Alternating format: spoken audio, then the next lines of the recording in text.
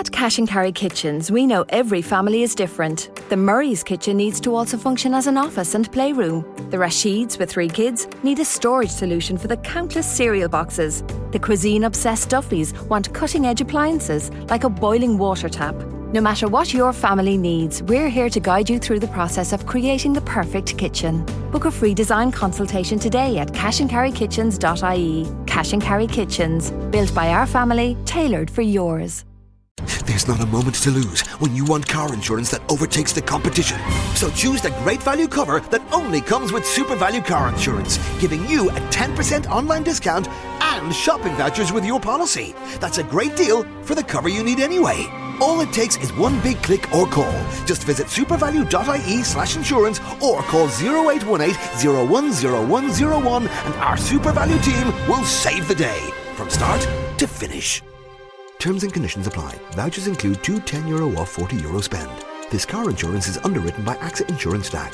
Super Value Financial Services DAC, trading as Super Value Insurance, is regulated by the Central Bank of Ireland. The Johnson Wax Program with Fibber, McGee, and Molly.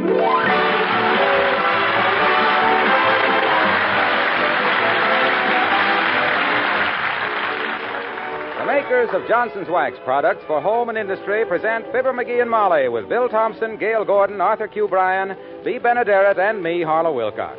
The script is by Don Quinn and Phil Leslie. The music by the King's Men and Billy Mills Orchestra.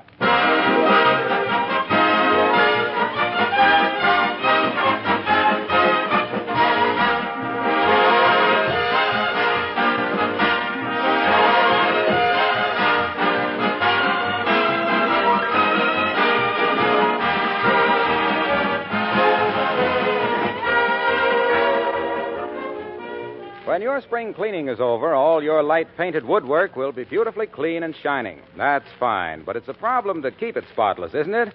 If you wash and scrub woodwork too often, you may injure the finish. What's the answer? Why, Johnson's Cream Wax, that newest Johnson's Wax polish, especially designed for furniture and light woodwork. In addition to wax, this creamy white liquid contains several cleansing ingredients, so it cleans and polishes at the same time. Johnson's Cream Wax is easy to use, needs very little rubbing. You just apply it, then polish lightly. Fingerprints and smudges completely disappear. It also leaves the surface satin smooth and beautifully wax polished.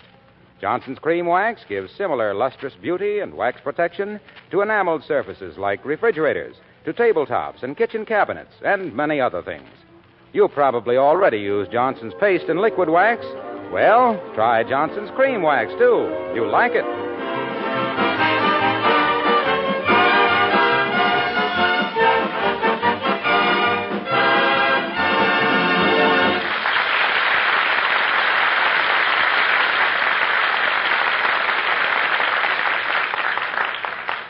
The time, early morning. The cast, Mrs. McGee, a charming housewife, her husband, a rather dreary character, and a large, wet fish, wearing an expression of surprise and horror. The place, 79 Wistful Vista, the home of Fibber, McGee, and Molly.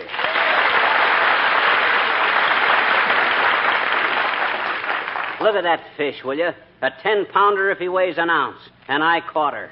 Look at him. You look at him, dearie. A defunct fish has no beauty for me. They all have a look in their eyes like a head waiter who had just been tipped 10 cents. Well, it's beautiful to me, baby. Lying there in that sink is the toughest, fightingest, smartest bass that ever had his picture on a hardware calendar. Old Muley, the demon of Dugan's Lake. Old whaty? Old Muley. The fish that every guy for 40 miles around has been trying to gaff for 5 years. And who finally hauled him in? I did. That's who, your ever-loving husband.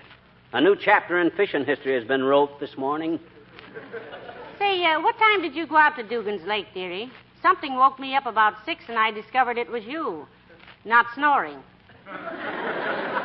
My gosh, at 6 a.m. I'd already been out on the lake for 2 hours. Oh, gee, it was beautiful. Did you ever see the sun come up behind Borgelstoff's brewery? No, I never did, sweetheart. And to think I was the only fisherman in town with ambition and energy enough to get out before daybreak. You want to hear how I landed him? Okay, well, sir, there I was, sitting in a rowboat. When all of a sudden I heard a big splash. Old Muley. No, my lunch. It fell overboard. Tough luck. No, it was a stroke of fortune. Old Muley went after them jelly sandwiches like Congress after Chester Bowles. That kept old Muley hanging around my boat, you see. Too bad you didn't have some hot dogs with a pickerel in the middle and the mustard, etc. Well, sir, I eased my line gently over the side. And whammo, old Muley struck. What for, shorter hours and longer worms? No, sir, he hit that line like a fat lady at a nylon sale. And using a delicate wrist motion, I played him in and out like a yo-yo. Pretty soon, I could see he was getting tired, and he could see I was getting tired. It was a battle of strength and wits. Well, knowing how it came out, this is sort of like sitting through a movie the second time. Well, sir, there I was, sitting there in the boat, and suddenly it was all over. There he was in the bottom of the boat. There was tears in my eyes, and there is now, too. I was all choked up. I could hardly speak. Well, you're very emotional about catching a mere fish. It wasn't emotion. In the excitement, I'd swallowed my cigar butt. Anyway... Come in. Hello, folks. Anybody home? Hello, Mr. Wimple. Come on out and have a cup of coffee. No, thank you, Mrs. McGee. I see you have the same trouble with the city water we do. Imagine a fish that big coming out of the faucet. That fish, Wallace, my lad, did not come out of the faucet. He come out of Dugan's Lake. That is old Muley, the biggest, gamest bass that ever thumbed his gills at a fisherman. This is the opening day of the season, you know, Mr. Wimple. My goodness. So that's what Sweetie Face meant. What do you mean? Sweetie Face, that's my big old wife, told me just this morning, Wallace, you poor fish, she said, you'd better stay in the house for a few days, she said. But then she was a little annoyed with me at the time, I suppose. Why was she, Mr. Wimple? Oh, just because I made a teensy little joke. She was doing some weightlifting, and her forehead was all perspiration, and I came in and said, hello, sweaty face.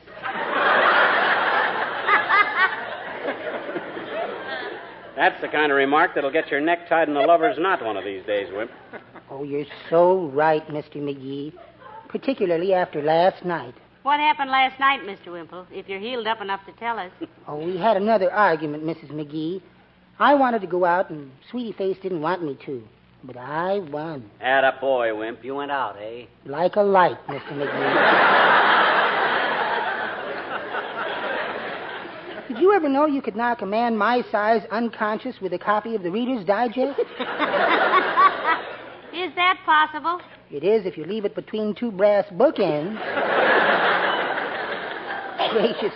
When I came to, I had a headache clear down my shoulder and under my arm. Horse feathers. How could you have a headache under your arm? That's where my head was.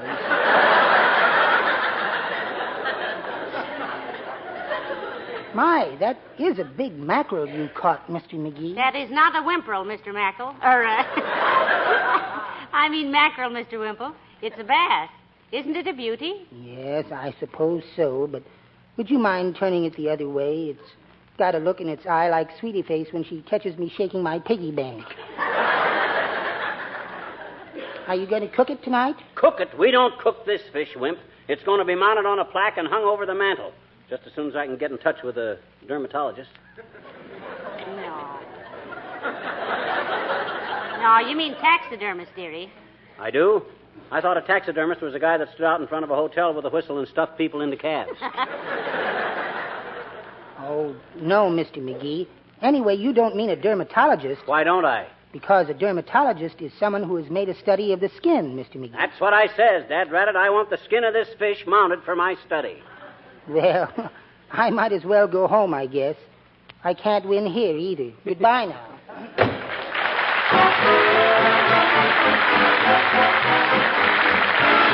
Willie Mills Orchestra, the King's Men, and all the cats join in.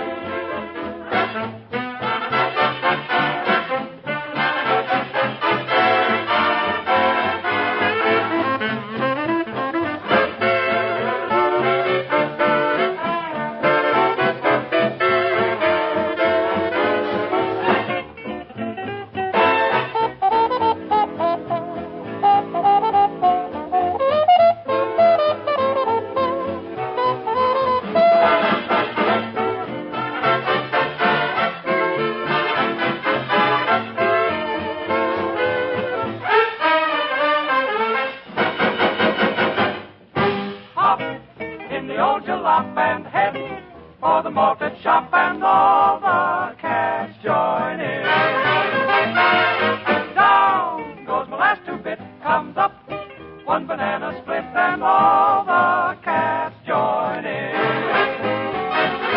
Drop your jack in the old jukebox, play your favorite disc. When you dance with the Bobby Sox, you dance at your own risk. Rip! Everybody swing it, swing, till the rafters ring and all the cats join in.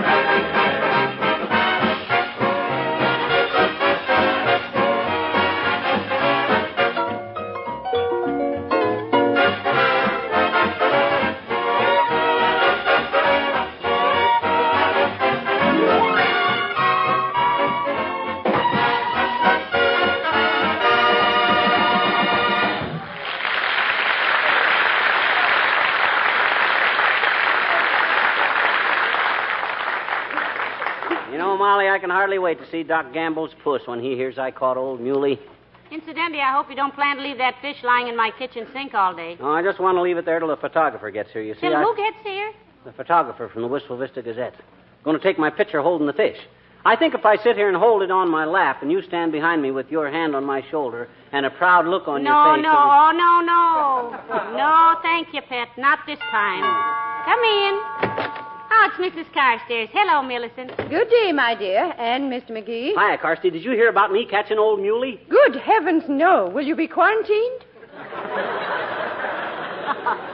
Old Muley is not a disease, Millicent. It's a fish. In other words, it isn't catching, it's caught. Oh, a fish. The biggest, gamest, smartest bass in this part of the country, Carsty. I got up before daybreak, went out to Dugan's Lake and Jack Robinson. Who's Jack Robinson? The fellow I had this big fish in the bottom of my rowboat before you could say it. You done much fishing, Carsty? Oh, some, Mr. McGee. Mostly deep-sea fishing. Oh. One year, Mr. Carstairs and I brought home a live octopus we'd captured. We kept it in a pool in the backyard. Heavenly days, an octopus is a rather odd sort of pet, isn't it, Millicent? Oh, this was a very intelligent creature, my dear. But it seemed to be at such a loss to know what to do with those 8 long arms that Mr. Carstairs taught it to play 2 tables of bridge. Oh, now, Millie. Oh, it's a fact, Mr. McGee. It was simply amazing to see the ungainly thing shuffle and deal. I suppose the 2 arms that were playing dummy passed the time of the game of cribbage. No, dominoes, my dear. 3 decks of cards were too confusing. Whatever happened to him, Carsty? I presume it was a him. Well, we think it was a female, Mr. McGee. It was always throwing kisses to the gardener. We finally had to dispose of her. Shoot her, Millicent? Oh, no, my dear. Not that handsome, intelligent creature. We sold her to the Chicago police, and she's now directing traffic at State and Madison. Well, this has all been very interesting. At least to me. So nice to have seen you. Good day.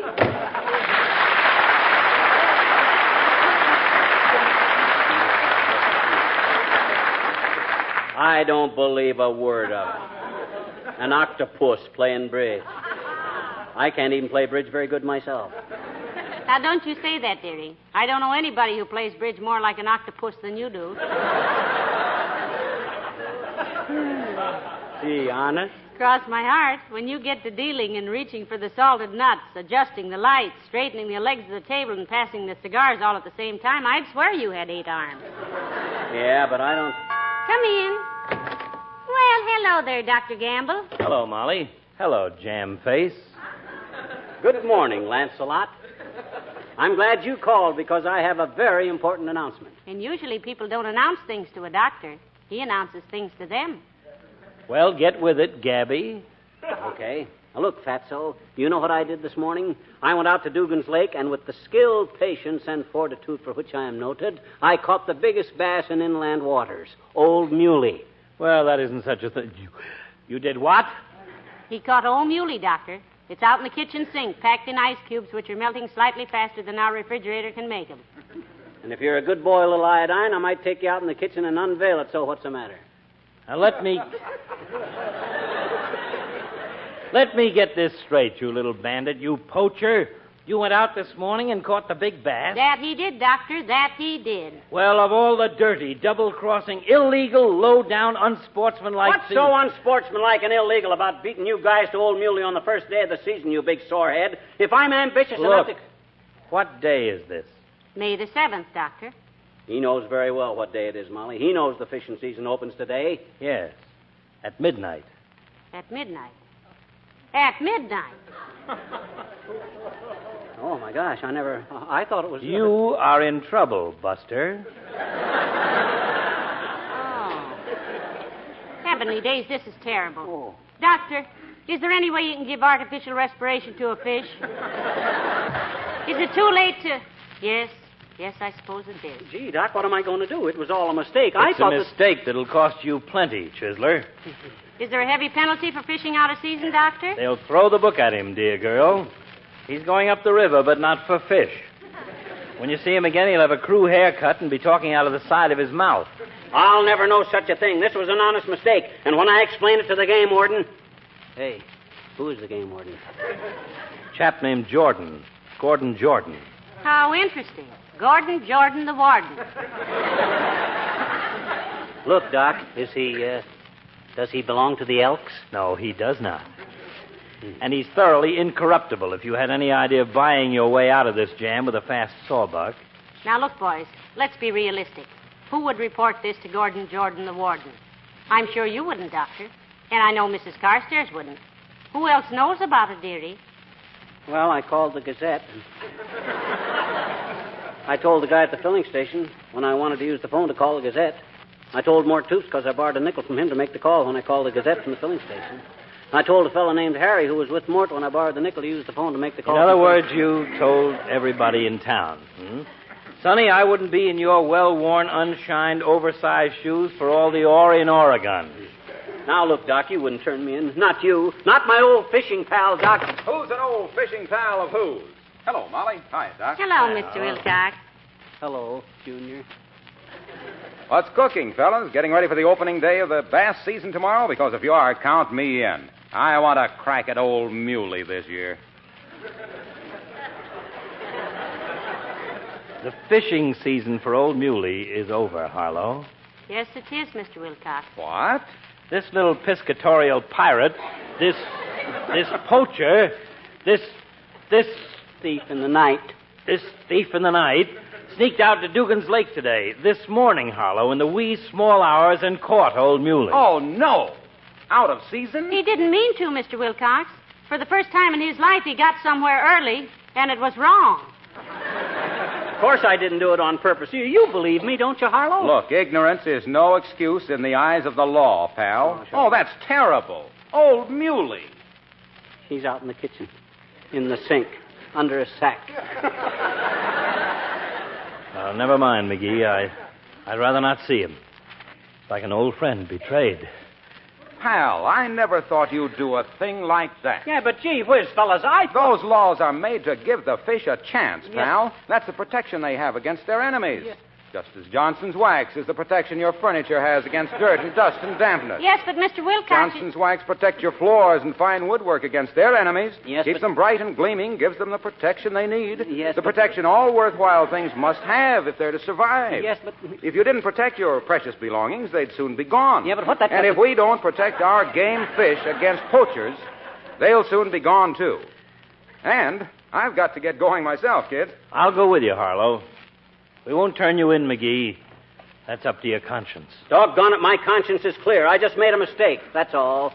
I hope the judge sees it that way. Oh, dear. Well, look, pal, don't you worry about having to spend any time in a dark, dingy old jail cell. I can at least keep you from that. You can, Waxy? Well, gee, that's mighty nice. Sure. I'll send you a couple of cans of Johnson's wax. You can have the brightest, shiniest cell in a couple of days that anyone ever served 6 months in. So long, Molly.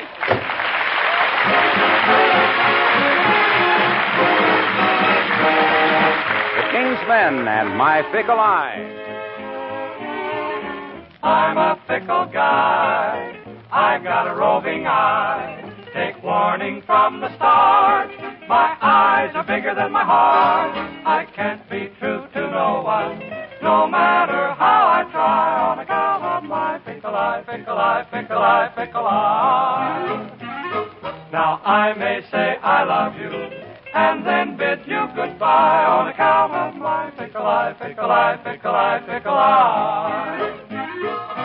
When I look at someone I could adore, I see another someone much better than the one before. And so I guess I'll always remain a single guy on account of my fickle eye, fickle eye, fickle eye, fickle eye. Just looky over here, what a cutie. There's another over there, what a beauty. There's one I like much better. How's about that chick in the sweater? Oh me, oh my, what a fickle eye. I just can't keep from looking at every passerby on account of my fickle eye, fickle eye, fickle eye, fickle eye. I may fall in the fire, but I will never fry on account of my fickle eye, fickle eye, fickle eye, fickle eye. All day long I keep on dreaming of love, but gee, I like so many, I don't know who I'm dreaming of.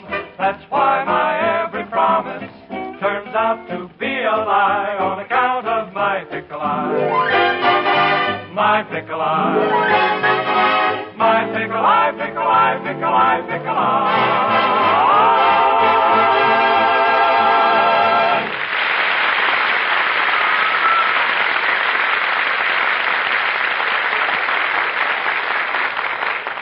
Gee, this is an awful mess, Molly. I always been known as a pretty good sportsman. Always put out my fires in the woods. Never shoot a sitting bird. Never come into camp with my loaded gun. Obey all the rules, and now look at me. Catching fish out of season. Well, you didn't realize it was out of season, dearie. You know what I'd do if I were you? What? Call the game warden and tell him the whole story. Your past record will speak for you. I thought you'd be doing that while I was out shopping. Yeah, but what if this Warden Gordon Jordan is a toughie?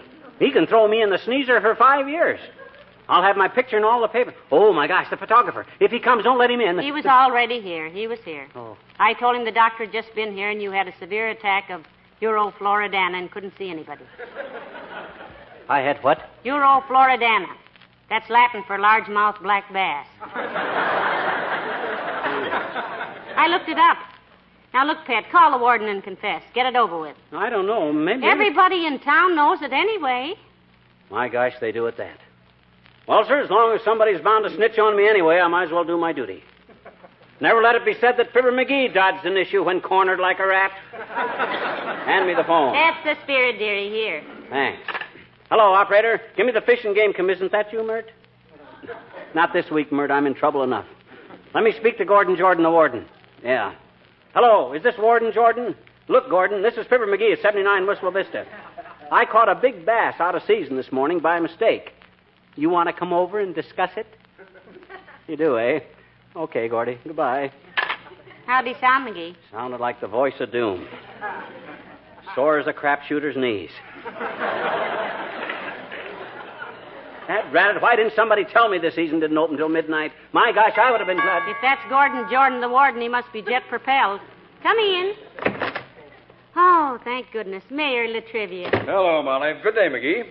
Say, what's the matter? You're as pale as a fish's stomach. An unfortunate simile, Mr. Mayor.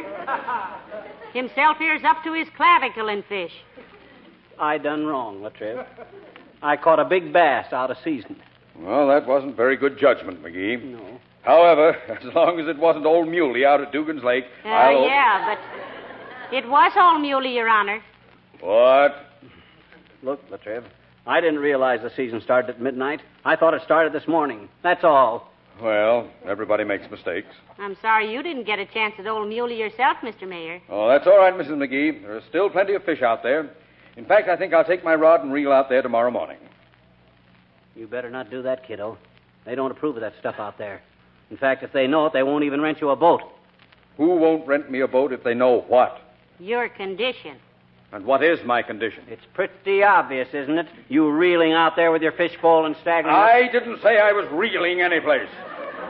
You said you were going to take your rod and reel out to Dugan's Lake, Mr. Mayor. Now, personally, I am not one to criticize a person's habits, but if I may be so bold... Just a moment, Mrs. McGee. I'm getting a little fed up with having you two people involve me in these nonsensical arguments. I think you're trying to bait me into making a fool of myself. Let's drop it, Molly. Look at the trouble I'm in just from baiting a hook. Very well, McGee. Sorry, Your Honor. You take your fish pole and go reeling out to Lake Dugan any time you like. Thank you. Now then, McGee, if you'll give the exact circumstances of the case, I think I might influence the game warden to be... Whatever you're going to influence him to do, get ready to do it, Mr. Mayor. Come in. Stop shaking, McGee. This is not a hanging offense. McGee's residence? I'm Gordon Jordan, the warden. Oh, how do you do, I'm sure. This is His Honor Mayor Latrivia. How do you do? How do you do? How do you do? And this is the unfortunate lad who, in his manly way, wants to make reparations. Look, Warden, I was merely... Let me see the fish, please. I'll get it, McGee. Though how a mere slip of a girl like me is supposed to carry a whale like that, I'll never know. If I may intrude a word, Warden, without attempting to unduly influence your judgment, I can assure you that this whole matter was meant... Let me handle this, Latriv. Now, look, Bud, Oh, excuse me. Have a cigar? No, thanks. I have one. You got two? Thanks. I'll smoke it after dinner. Well, here it is, gentlemen. The corpus delicti. Let me have it, please, Miss McGee. Saprinus carpio. Ah, it's a beauty, isn't it? Oh, of its type, yes. What do you mean of its type? That's the finest bass that was ever caught in inland water, Bud. If you're so ignorant that McGee! Huh? Oh, have a cigar, Warden? No. Oh, you got one.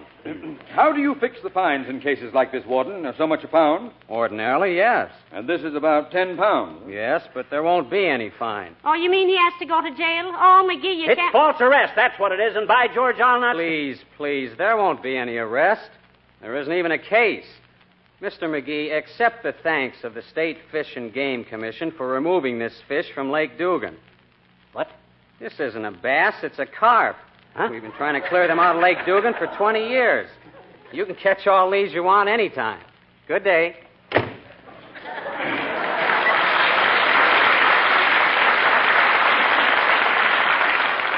Well, I guess that settles that, McGee. Now I'll reel out... now I'm going out to Dugan Lake myself and fish for old Muley. A good day. Good day.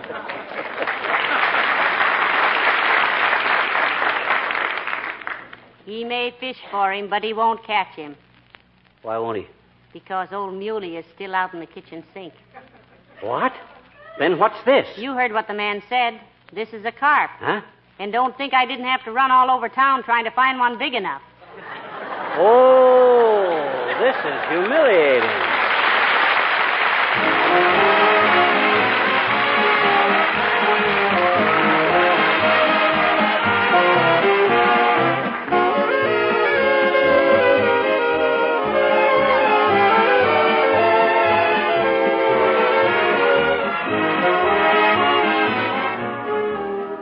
Have you noticed when your friends look in for a little visit in the evening, how often you all end up back in the kitchen? There's something very cozy about a little snack in this favorite of all rooms. Well, when friends and neighbors do drop in, you can always lead them proudly into your kitchen if you keep your linoleum floors wax polished and sparkling with Johnson's self-polishing Glow Coat. Even dull, rather old linoleum shines like a million when you Glow Coat it. The bright colors are restored, and the attractive patterns stand out again. Spilled things or muddy tracks are quickly wiped up with a damp cloth. Of course, it isn't for looks or beauty alone that millions of women Glow Coat their kitchen floors. It's also because Glow Coat protects linoleum against everyday wear, makes it last much longer. Glow Coat needs no rubbing or buffing. It shines as it dries, doesn't streak either. Just apply and let dry. That's all there is to it. Try it, won't you? Johnson's self-polishing Glow Coat.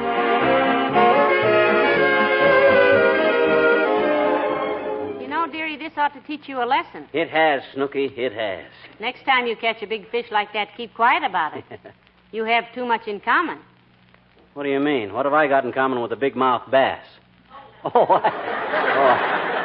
I see. Insulting, but true. Good night. Good night, all.